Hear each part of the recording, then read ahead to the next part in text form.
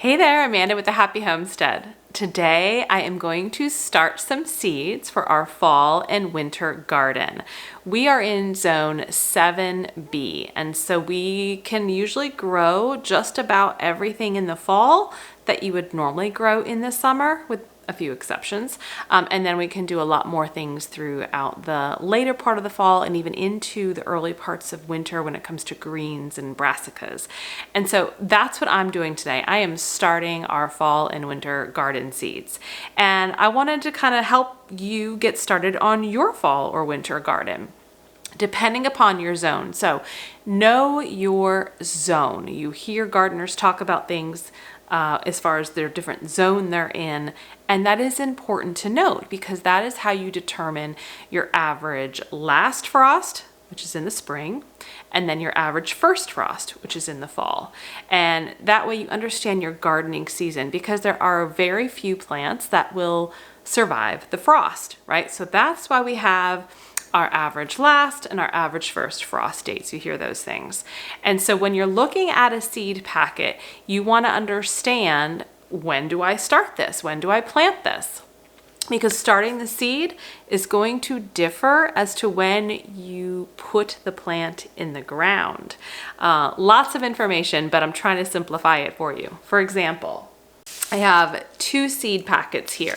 So the Brussels sprouts, it says best planted in mid-summer for a fall harvest. So we're going to start those today.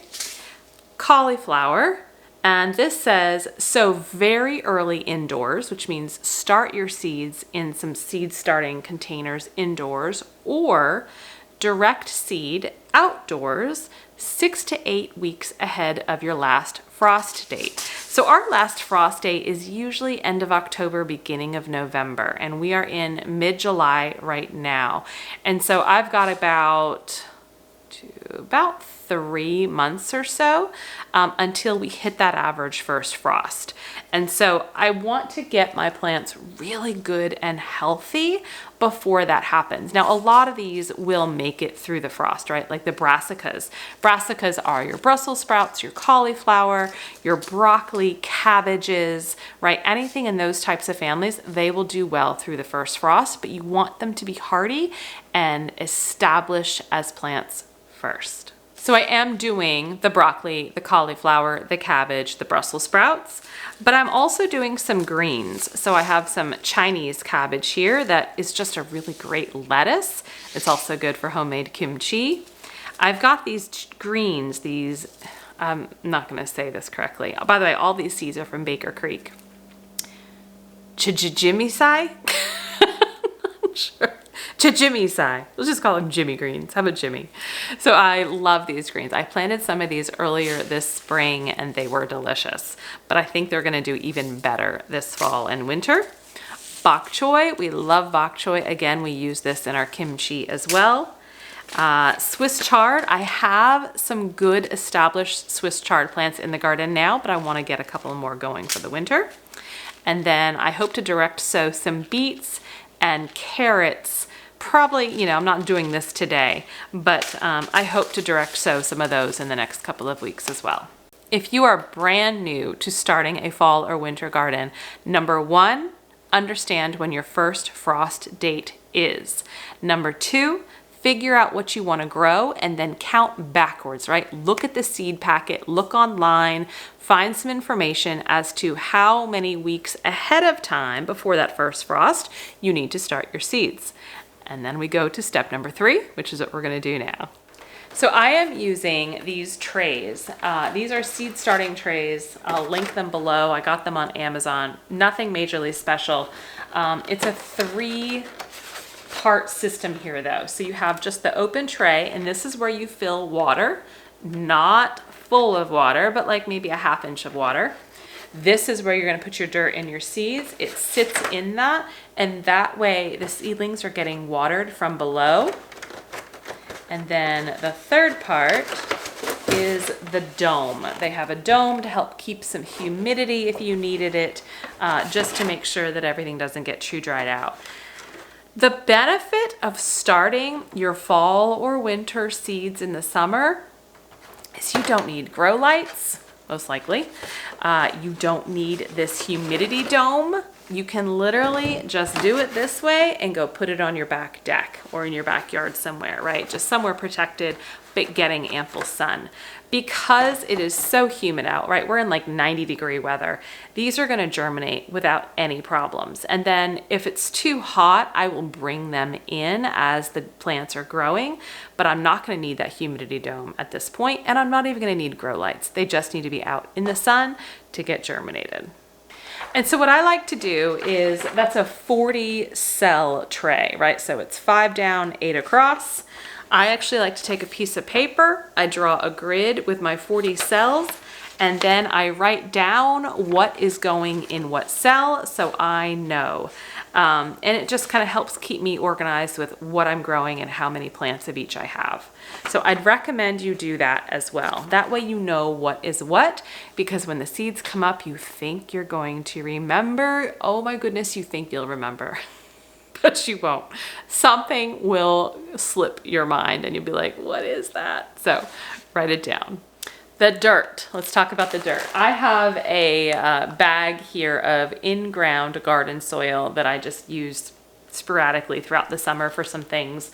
I'm going to put a little bit of that in, but I also have this coconut fiber, or Coir, C-O-I-R, and it comes in this block. It is so dry and so compacted, and I'll link that down below as well. But I buy a huge block that lasts for, I would say, at least 2 to 3 years. I mean, it's a pretty big block, and this is just a fraction of it that I put in this bag here. So what we're gonna do is we're gonna empty this into my bowl. We're gonna add water and let it rehydrate, and it becomes this really loose but amazingly moisture holding soil for your seeds. So it's not really dense, it's not compact. It's perfect for seed starting. So I almost always use the coconut fiber Coir to start all my seeds.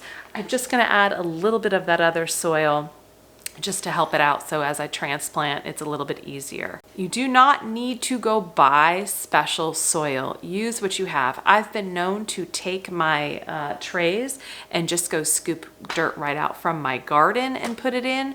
So make it easy for you, especially if you're just starting out. Let's get our soil mixed up and start our seeds. All right, I am going to start with just dumping in this little bit I had set aside. Now, again, it is like, it's hard as a brick. It is so hard, but it's gonna loosen up as we add our water. But you can see, right, it's like coconut fibers really pressed together. So I'm just gonna add a little bit of this soil. I only need enough to fill my tray, and I don't need more than that right now,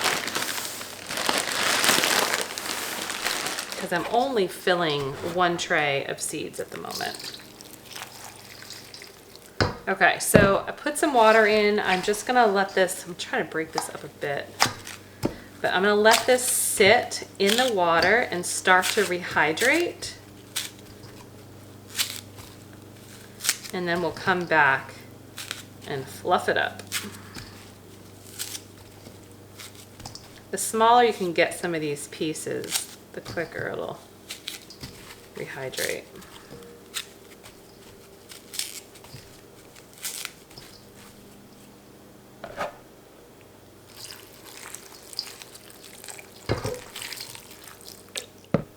Okay, this has been sitting for just a few minutes, but you can see like it's this beautiful dark soil, and it's not overly wet, but it is certainly hydrated. And remember, we'll have a little water in our bottom tray too. I also want you to see how much it actually made. It made an enormous amount of soil. So you'll see that when you buy those blocks, one block will easily last a couple of years. So I am going to just start by filling my tray.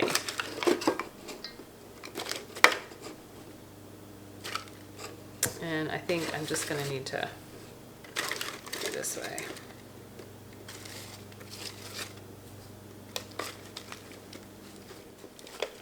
And now that I'm seeing how much I actually have, maybe I am gonna start a second tray, because I mean, in all reality, this soil won't go to waste. I can just leave it like this and it will eventually dry out, and then I can just use it for next spring when I'm starting my next summer garden seeds. But I am actually gonna use this as an opportunity to maybe start another tray and just have even more broccoli, cauliflower, and cabbage. We'll see. Okay, but that looks pretty good. You don't want it packed down tight. You want it in each cell, but you notice I'm not like pushing things down, right? Because again, you want the seedling to be able to push through. I'm gonna put some water in the bottom of the tray.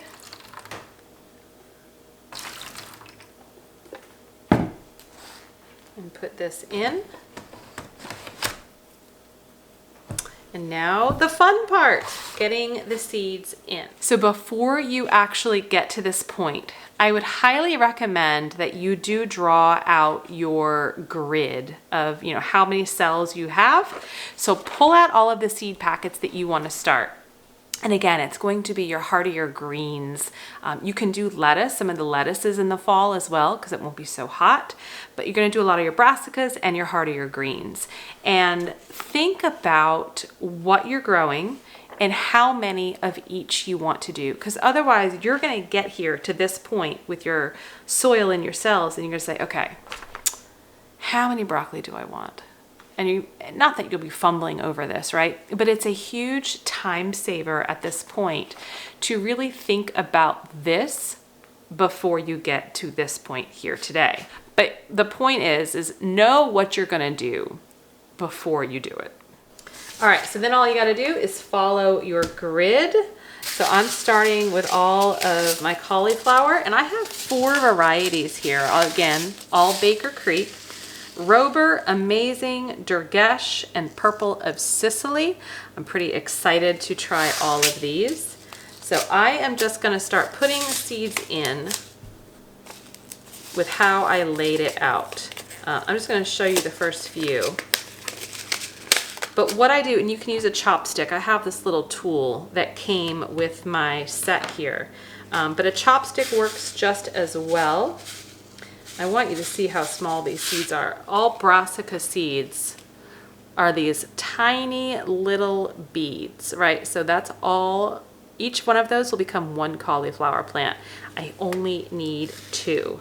So again, just be very careful as you're working with these, because you don't want a rogue seed to go in a different cell by accident. And then you gotta try to find it, or maybe you don't realize it. But also, these seeds cost money. This is money out of your pocket. So you really want to be aware of what's going on here. So I'm just going to push that seed a little bit down in the middle there.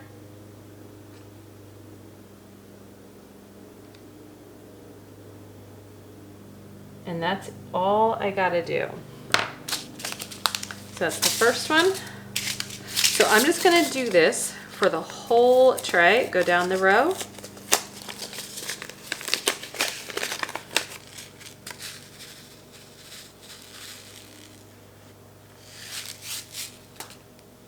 Don't overthink it.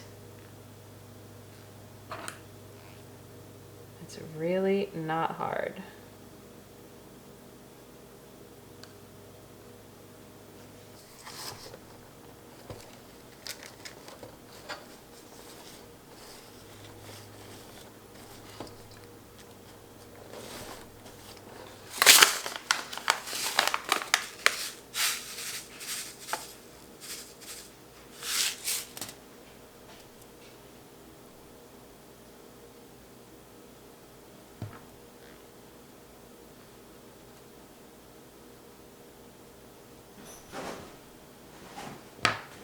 I have 2 trays done. Very excited about that. I don't know where all these seedlings are gonna go when they're ready to be in the ground. But that's a different problem for a different time.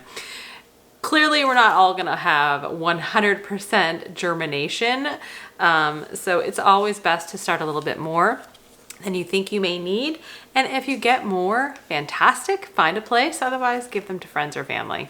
So the only other thing I want to mention is that, again, just like you want to label what you've sown, the seeds that you're growing, you want to make sure that you know top from bottom within your cell, because you'll be looking at this, 2 weeks from now, and you're going to know or think, oh my goodness, which one was the top row and which was the bottom row compared to my grid, right? So I take some stickers and I just kind of put them on the top so I always know which is the top. Now, because I have 2 trays, I am going to mark one of the stickers with a red or blue dot or something, and then on the paper, so I really can delineate which is which. So this is going to be tray number 1, real high tech here, but that way I know it's number 1 and it is the top. This is number 2.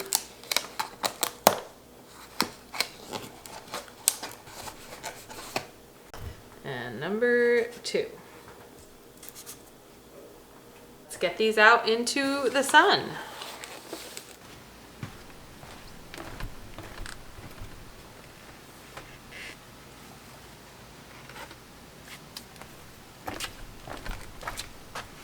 And that's it. Now you have your fall and winter garden starts going. It'll take about maybe up to a week for germination, depending upon the viability of the seeds. But I would expect that within a 5 to 7 day period, you will start to see the seedlings emerge. Just make sure they're staying with moist soil, right? If you need to put the humidity dome on top, then do it. But make sure you keep adding water into that bottom tray so that nothing gets dried out. I'll keep you updated on the progress of the seedlings, and certainly when we transplant them into the ground, I'll make sure you see that. If you have any questions, let me know. Otherwise, go get started on your fall or winter garden. Thanks for joining me today. Stay healthy, stay well. Bye-bye.